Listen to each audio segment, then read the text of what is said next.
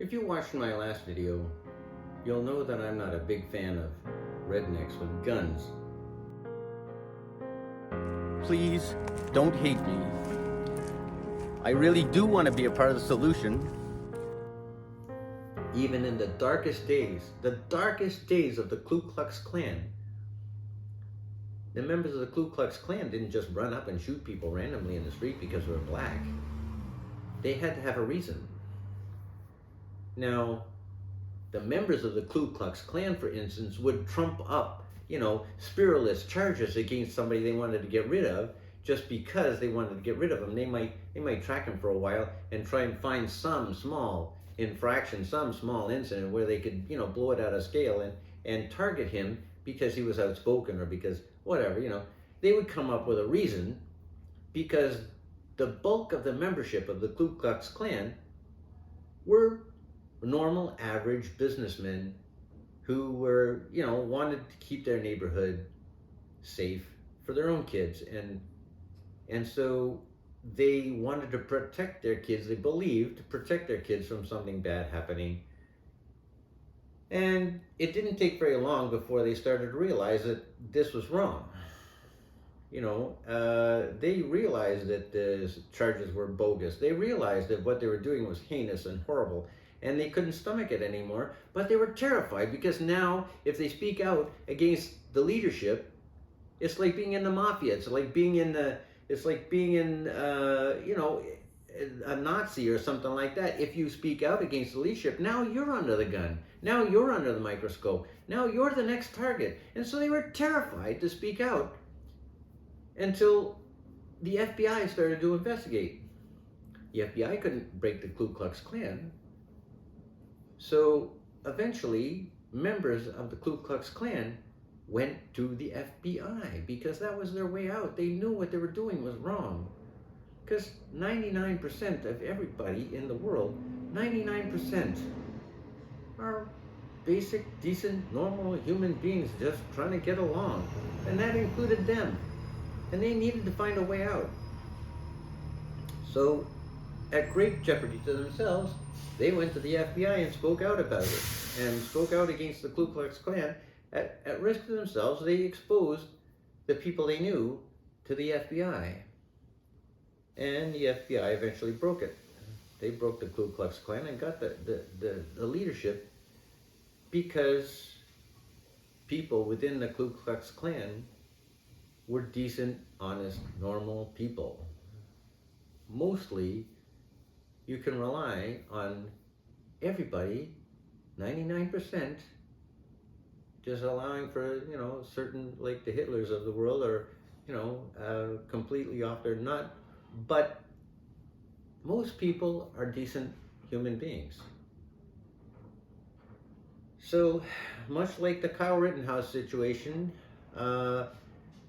if you're the one that brings the guns to the party, you have a responsibility to make sure that nothing bad goes on, that nothing bad happens. And unfortunately, the McMichaels allowed Ahmaud Arbery to get into a wrestling match with Travis over the gun, and well, Ahmaud got shot and died. But if we have children, we have to give them the tools to help themselves. We have to give them the understanding that they have the right as citizens to stand up for themselves, to call out, and say, hey, look, I didn't do anything wrong, leave me alone, or something, but poor Ahmaud didn't have enough awareness to get himself out of that situation. That's very sad. But I'm not sure that, certainly Roddy doesn't deserve to be crucified. For what? I don't understand that. And again, like the Kyle Rittenhouse situation, we have to come up with a way to make the justice suit the crime. We have to be able to take things apart rationally and look at what actually happened and who was responsible and for what they were responsible, and not make it about revenge or, now it's just a matter of making the McMichaels martyrs for the cause. I mean, maybe it's a win on the side of the black community. I don't know, but and when this happens, all of the black community comes out of the woodwork. You know, I mean, there was about 4 pastors standing up there to defend Ahmaud Arbery, and did they really know Ahmaud at all? Did they really help the family? Maybe they took the spotlight off the mother. That's probably some help, but I mean, it bothers me when I see all these pastors lining up to catch, you know, to make hay on the news, to get themselves in the spotlight again, you know, as defenders of the cause and all that. Did they even really know Ahmaud Arbery, honestly? There's got to be a way that we can allow our kids to defend themselves. You got to give them the tools to help themselves in a situation like that, so that they don't end up, you know, afraid for their lives, running like an animal, you know, and believing that, you know, the men chasing them were just animals, that they, you know, the brainless, you know, beasts that have guns, that you know, if we set our kids up with that idea, they have no means to get themselves out of a situation like that. So it's really a sad tragedy, but we have to be able to take that apart and understand what was going on with the McMichaels, right?